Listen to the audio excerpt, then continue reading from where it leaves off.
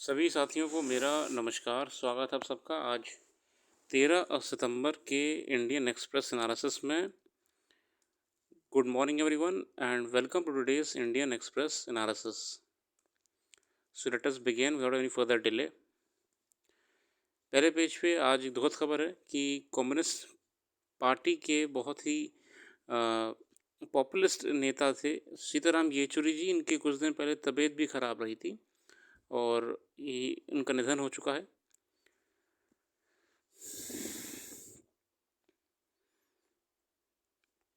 Moving forward to other articles, apart from the political articles, Naidu discussed early resumption of direct flights with Chinese. अभी असल में भारत बहुत ही active चल रहा है डिप्लोमेसी में। Resumption of direct passenger flights between India and China was discussed in a meeting between Civil Aviation Minister K. Ram Mohan Naidu and Song Jiong, Administrator of the Civil Aviation Administration of China. Was disclosed by Naidu Thursday morning as chairman of Second Asia Pacific Ministerial Conference on Civil Aviation. I have been utilizing the platform to engage in sideline meetings with foreign delegations this morning alongside Secretary Shri Wumlumang Vulam. Basically कहना ये चाह रहे हैं कि China से जो हमारे संबंध ख़राब चल रहे थे तो हमारी अब डायरेक्ट फ़्लाइट्स वगैरह की बात करी है सिविल एविएशन मिनिस्टर साहब ने, उसको लेके एक बाइट है। आगे बढ़ेंगे हमारे मेन आर्टिकल्स की ओर और देखते हैं और कौन सी खबरें हैं हमारे इम्पोर्टेंस की।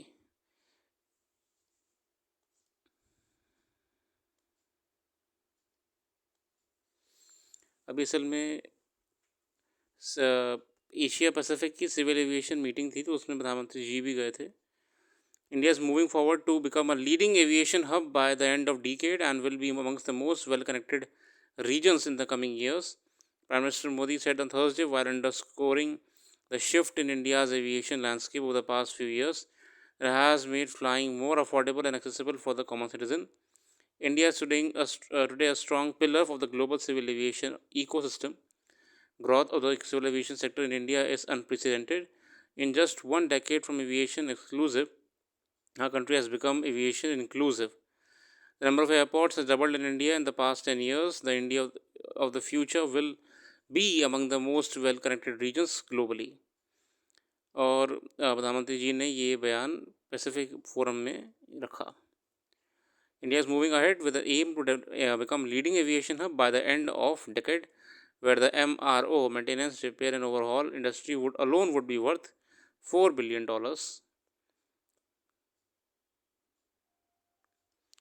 तो आशा करते हैं आगे जाके कुछ बेहतर होगा एविएशन सेक्टर के साथ। और अब बढ़ते हैं हमारे आर्टिकल्स की तरफ। और पहला आर्टिकल है हमारा all the darkness we unsee.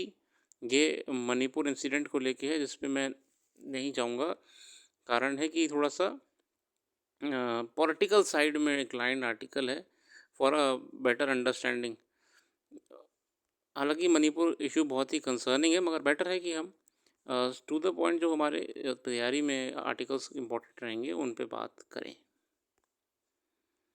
A wider net extension of Ayushman Bharat Pradhan Mantri Jan Arogya Yojana to senior citizens is welcome. It must accompanied by ease of access, better quality of care. The government decision to extend the Ayushman Bharat Pradhan Mantri Jan Arogya Yojana to senior citizens above the age of 70 is a significant step towards the universalizing healthcare in the country. The rupees 5 lakh annual health coverage will benefit about 6 crore people, roughly 5% of the country's current population. But with the lifespans increasing and an increasing number of people aging in the next 3 decades, a fifth of India is likely to over the age of 70 by 2050.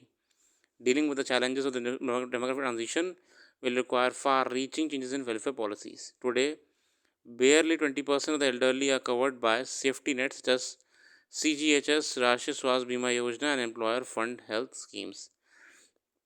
Basically जो हमारा आयुष्मान भारत है और प्रधानमंत्री जन आरोग्य योजना है, इसके साथ साथ हमको अब सीनियर सिटीजन जो 70 ईयर्स एज से ऊपर के होंगे उनको सरकार ने 5 लाख तक का एनुअल हेल्थ कवरेज बेनिफिट देने की बात करी है।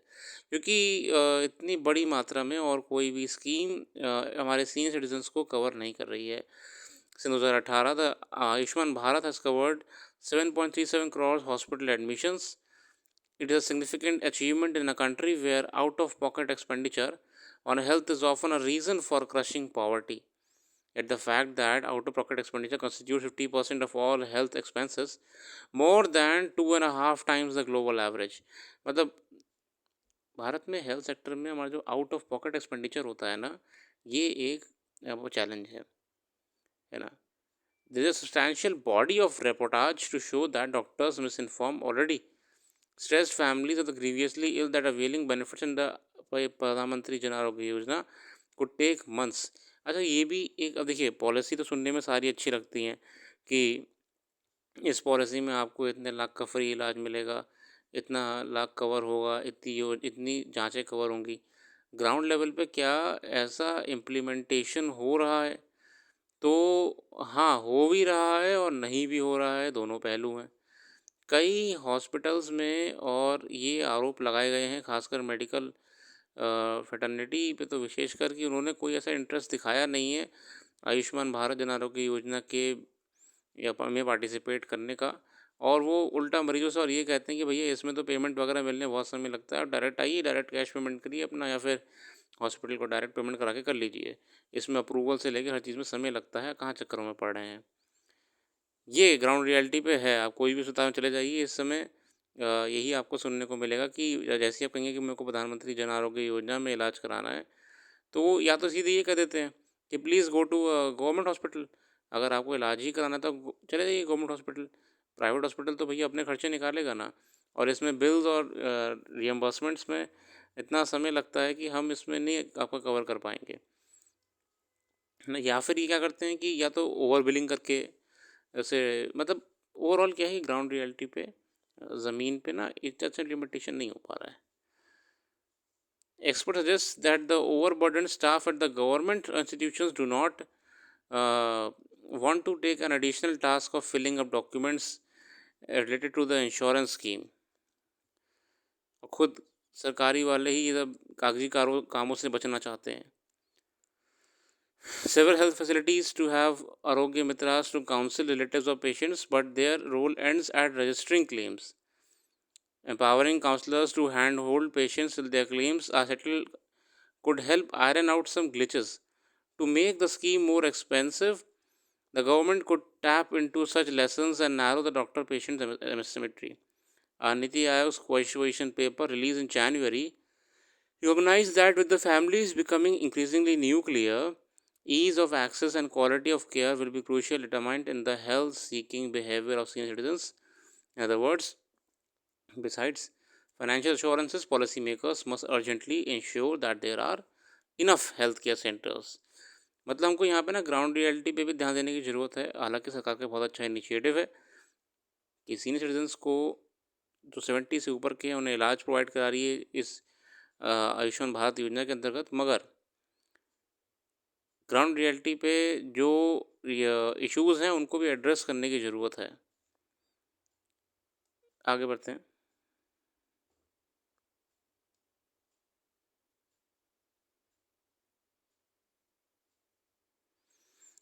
एक ये वाला आर्टिकल है विवेक डेरेक ओब्रायन टीएमसी के नेता भी रहे हैं, पता नहीं अभी हैं कि नहीं, मुझे ये नहीं ध्यान है. What centre can learn from states.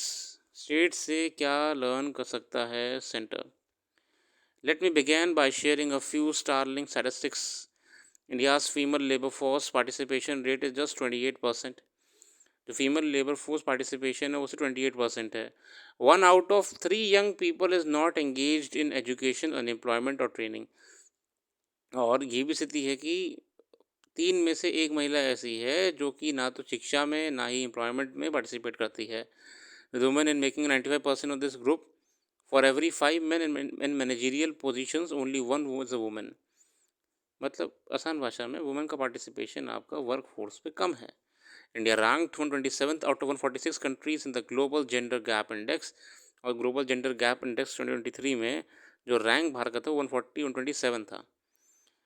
In election manifesto, speeches in parliament और internal resolutions blah blah blah, सरकारें कहती हैं कि ये करेंगे वो करेंगे, मगर वही बात है ना कि धरातल पे अलग ही कहानी निकल के आती है. How do you provide financial autonomy or even a small degree of financial autonomy when the majority of women are outside the purview of labor force? मतलब फाइनेंशियल ऑटोनॉमी कैसे प्लान कर रहे हैं? How are you planning it? जब labour force में ही नहीं है, जब वो ऑलरेडी कंट्रीब्यूट नहीं कर रही इकोनॉमी को. All the data from the ground research that your columnist has gleaned on this subject indicates one more important trend. Much of the income that comes to the DBT is spent by the woman at her own discretion. Targeting low income households through these schemes is especially beneficial as these households allocate a larger proportion of their income to basic necessities like food and fuel. बहुत ही सही बात कही है. आगे बढ़ते हैं. Now to politics of DBT, which is not so cut and dried. Rolling out the scheme does not guarantee an election win. YSRCP Jaganna Anna Vodi launch in January 2020 did not do the magic for Jagan Mohan Reddy. In Andhra Pradesh मतलब ये भी ऐसा नहीं है कि आप सोचिए कि ये जादू का पिटारा है कि आप DBT स्कीम अनाउंस कर दो और जनता एकदम वोट दे के आपकी तरफ खींची चली आएगी. उसको लेकिन उन्होंने कई पार्टीज़ का और स्टेट्स का उदाहरण दिया हुआ है ऑथर ने. Let's look at the Maharashtra and the DBT play. The state government announced the Ladki Bahin scheme in the budget this June. The first tranche reached the bank accounts of women in August. The second tranche is likely to reach beneficiaries mid-October. Is this the primary reason why the Maharashtra elections were not announced, along with the elections in Haryana and Jammu and Kashmir? Will the Ladki Bahin scheme be enough to secure the NDA government? Or will the heinous sexual assault on 2 children in Badlapur be flashpoint? अब यहाँ author एक थोड़ा सा political stand ले रहे हैं. Besides Maharashtra, NDA like states like Assam and Madhya Pradesh run similar schemes. मतलब ये देखिए वेलफेयर स्कीम्स जो है ना, freebie scheme, welfare schemes, ये हम जानते हैं कि ठीक नहीं है डेवलपमेंट के लिए. अल्टीमेटली ये फाइनेंशियल बर्डन होती हैं, टैक्स बर्डन होती हैं. इसकी जगह सरकारों को क्या करना चाहिए ना, सरकारों को एम्प्लॉयमेंट्स प्रोवाइड करानी चाहिए. अच्छा, ये भी TMC के हैं, AITMC के. सरकारों को ना और लोगों को सशक्त करना चाहिए, ना कि उनको योजनाओं के माध्यम से सिर्फ वोट बैंक बना के, है ना. और वापस से अगर आर्टिकल पे आएंगे तो आर्टिकल में ये तो कहना चाह रहे हैं कि अगर आपको डायरेक्ट बेनिफिट ट्रांसफ़र या फिर किसी भी स्कीम के माध्यम से वुमेन को एम्पावर करना है तो आप वुमेन को डायरेक्टली उसका बेनिफिशियरी बनाइए. Intriguingly, there is no central scheme that directly transfers financial support universally to all women or specifically targets low-income women. Pradhan Mantri Matru Vandana Yojana gives financial support to pregnant and lactating mothers. In an election speech earlier this year, Union Home Minister Amit Shah said on the record, "We will not stop the DBT scheme. In fact, we will raise the assistance by ₹100." It isn't only Shah who was impressed. The IMF has called India's DBT schemes a logistical marvel.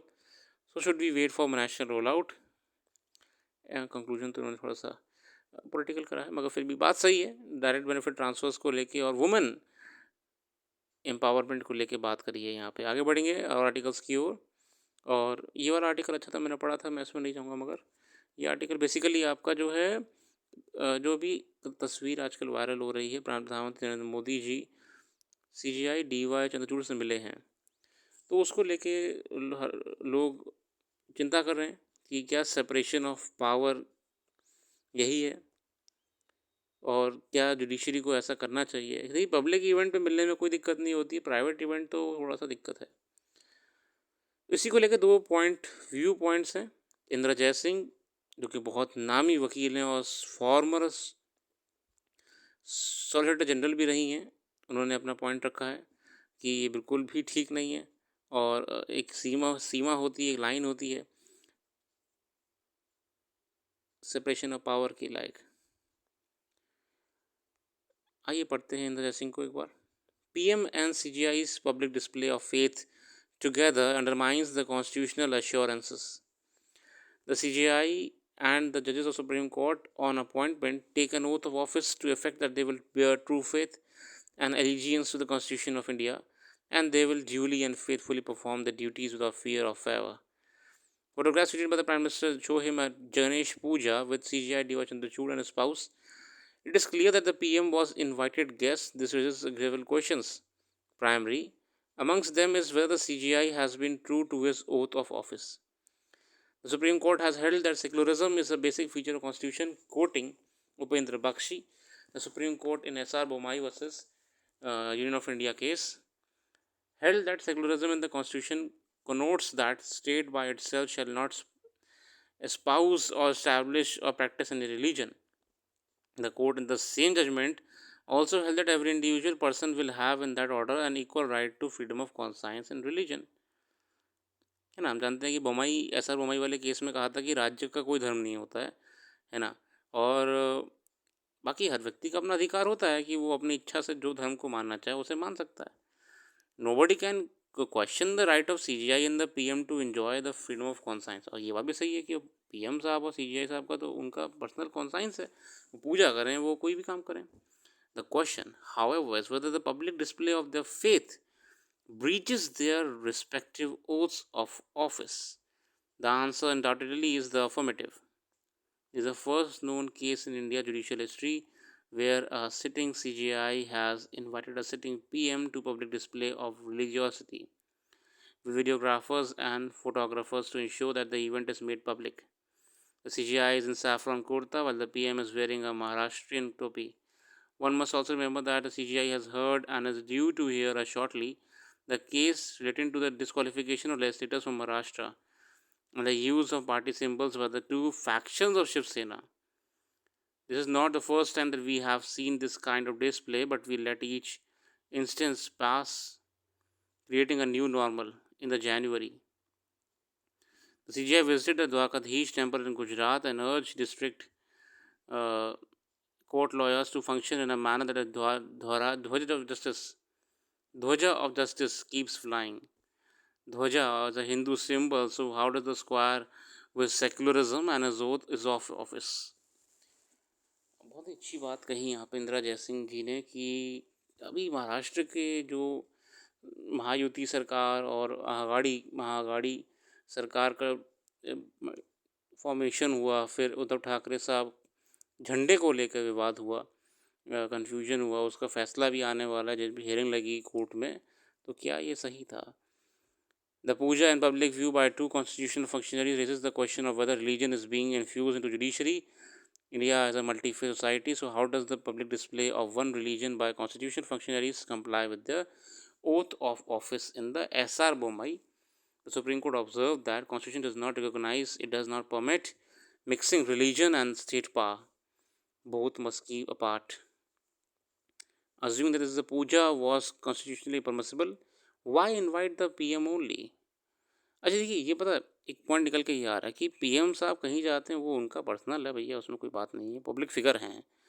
ये दिक्कत CGI साहब के लिए है. यहाँ पे क्या है, अगर वो इसे ना एक कम्युनिटी इवेंट करते कि मेंबर ऑफ पार्लियामेंट्स को बुलाया है या प्रेसिडेंट साहब को बुलाया है, वाइस प्रेसिडेंट साहब को बुलाया है, या ऐसा कोई कम्युनिटी इवेंट होता तो कोई दिक्कत नहीं थी, पूजा वूजा करने में कोई दिक्कत नहीं, हर किसी का अपना पर्सनल बिलीफ होता है. मगर ये प्राइवेट इवेंट करा है तो यहाँ पे ये समस्या है, क्योंकि फिर सेपरेशन ऑफ पावर आप कैसे उम्मीद कर सकते हैं?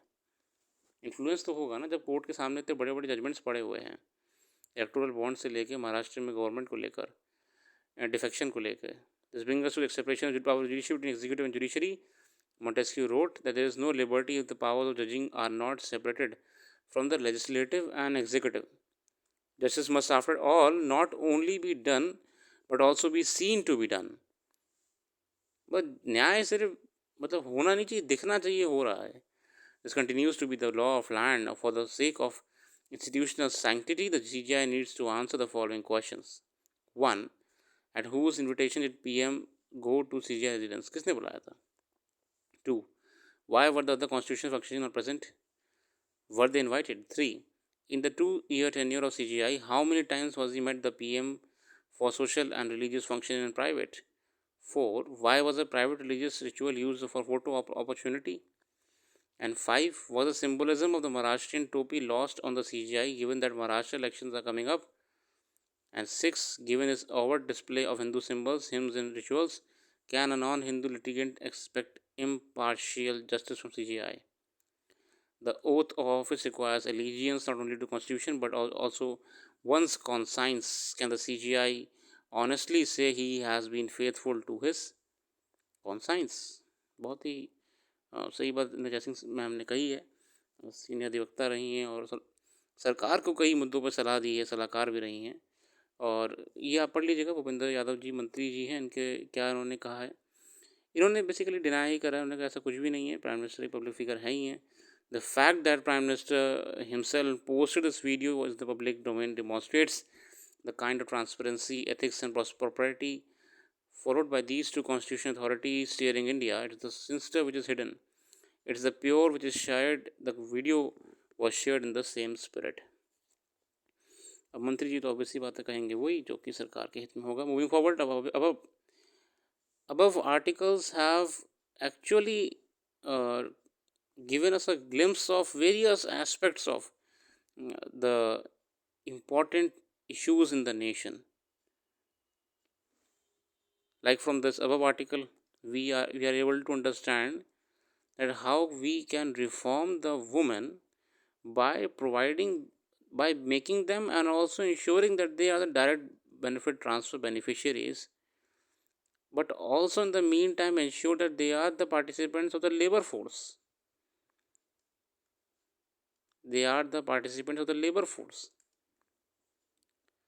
And this article we were able to understand that how SR Bomai case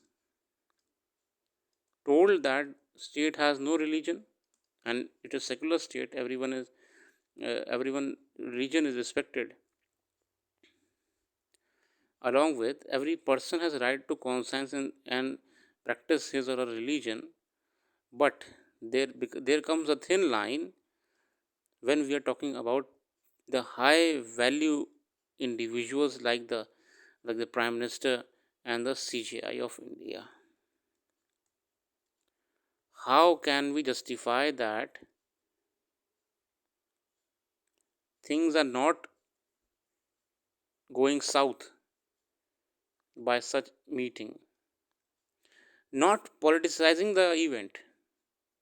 The issue here is that there is a thin line between the various pillars of government, which we say separation of power, to ensure that the constitutional values always stay in the most pious state. The sacred values of our constitution are sacred enough to guarantee the last individual who is seeking justice. Moving forward to the articles.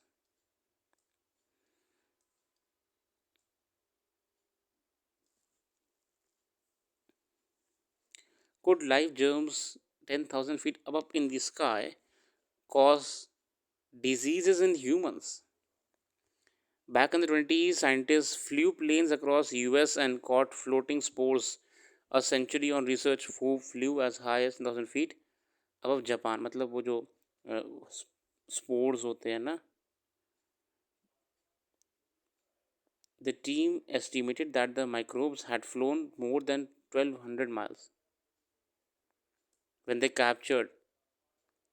Most intriguingly, some of the species might be able to cause disease in people. अच्छा, ये मतलब इतने ऊंचाई पे उड़ रहे हैं, 1200 mile तक का रास्ता कवर करा हुआ है. Are they infectious? A third of the bacteria and slightly more of the fungi can be considered potential for human pathogens. Wind and spread of disease. Rodo argued that it offered hints that winds help spread diseases.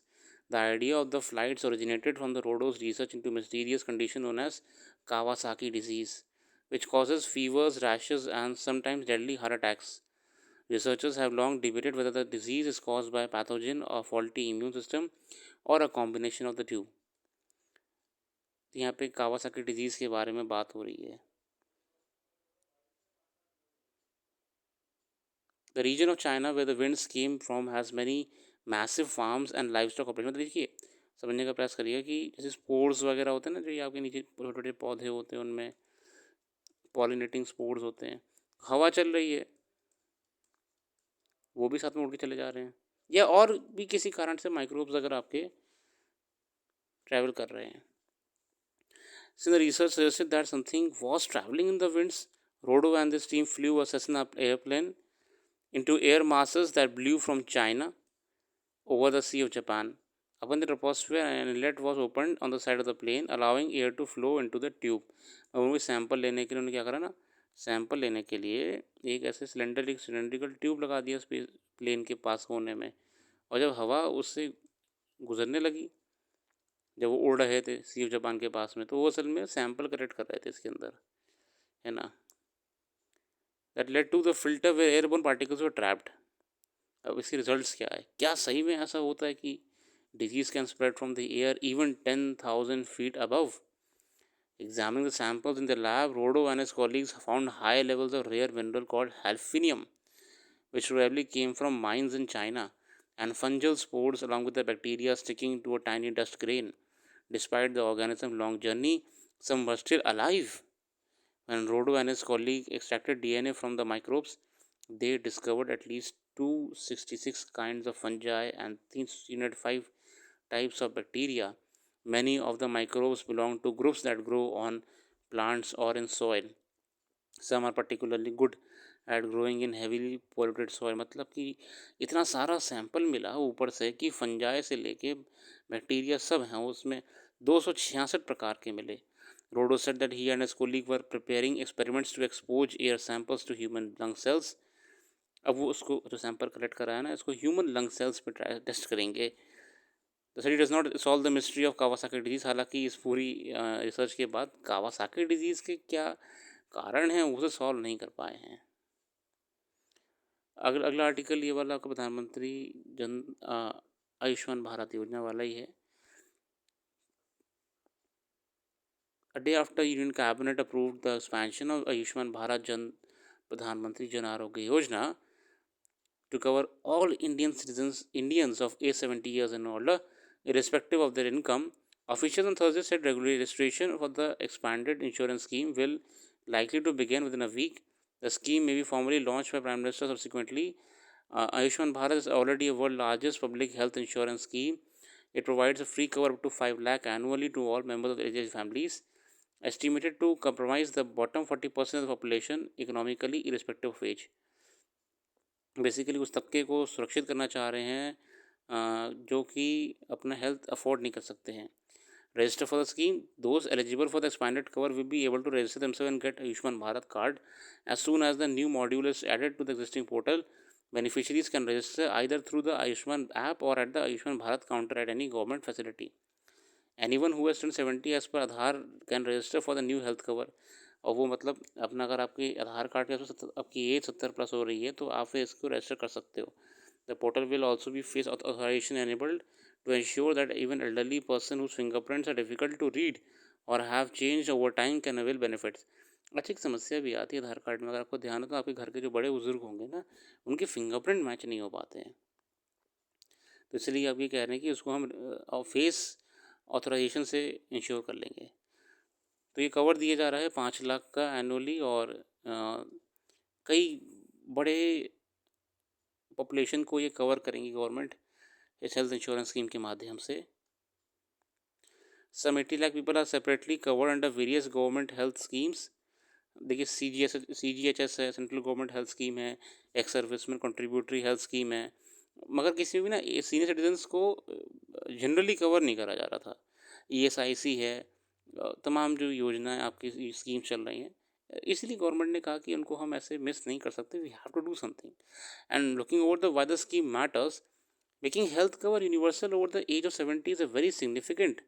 As India's population ages, more Indians are likely to need health facilities in the coming years. At the time of 2011 census, only 8.6% of India's population was over the age of 60 years. This is expected to increase to 19.5% by 2050. According to the government's longitudinal aging study in India, LASI, in terms of numbers, Indians over the age of 60 are likely to be 319 million in 2050. मतलब कि 2050 तक 60 साल से ऊपर वाले व्यक्ति 319 million हो जाएंगे, और अब more than the 3 times from 103 million in 2011. जो 2011 में 103 मिलियन है, वो 2050 तक 319 मिलियन हो जाएंगे 60 साल के ऊपर के व्यक्ति. मतलब हमारी एज पॉपुलेशन बढ़ जाएगी. older Indians are much more likely to be hospitalized and to stay hospital so longer. और हम जानते हैं कि फिर वो ज़्यादातर हॉस्पिटल्स में ही किसी न किसी कारण से भर्ती रहा करेंगे. The rate of admission among the elderly already covered under the scheme has been more than 7%. An analysis of the Ayushman Bharat data by the Indian Express earlier has shown that almost 12% of all admissions, 40% of money reimbursed under the scheme was for those who were of age 70 years or older. और Indian express ने आयुष्मान भारत योजना का पुराने आंकड़े जब खंगाले तो उन्होंने पाया कि इस पूरी योजना में जो अभी भी जो 12% का कवर और बेनिफिशियरी हैं वो ओल्ड एज पीपल हैं, 70+ वाले. मतलब कि ये 2050 आते आते और पॉपुलेशन बढ़ने वाली है ओल्ड बेनिफिशरीज़ की, जो कि 2011 पे 103 मिलियन पे हैं, वो 2050 आते आते 319 मिलियन पे पहुंच जाएंगे. इसीलिए गवर्नमेंट ने इनको एड्रेस करा है कि हेल्थ सिक्योरिटी भी एक सोशल सिक्योरिटी का ज़रिया माना जाता है. आगे देखते हुए ये वाला आर्टिकल आप देख लीजिएगा, शोकन टाइम टू संचिस टू यूरोप. मैं देखा था मगर मुझे कुछ विशेष लगा नहीं. ऑलरेडी हिस्ट्री में आप लोग इतना पढ़ लेते हो, हर चीज़ को थोड़ी देख पाओगे.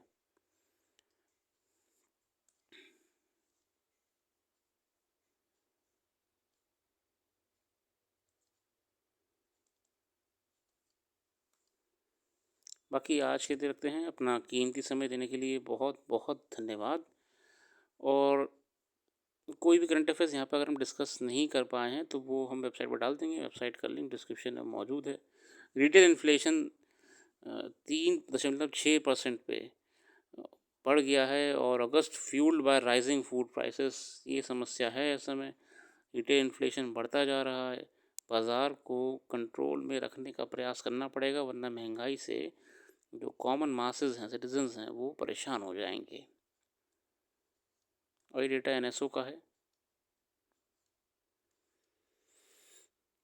The rise in factory output in July. Factory output inched up marginally in July, primarily on account of growth in the manufacturing sector, even as mining output and electricity generation slipped. In case of headline inflation, a sharp surge is expected from September on account of waning of the base effect.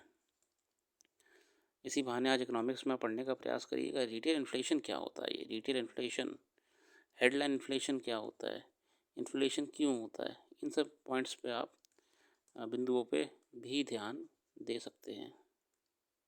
Thank you. कल फिर आएंगे नई video के साथ. धन्यवाद.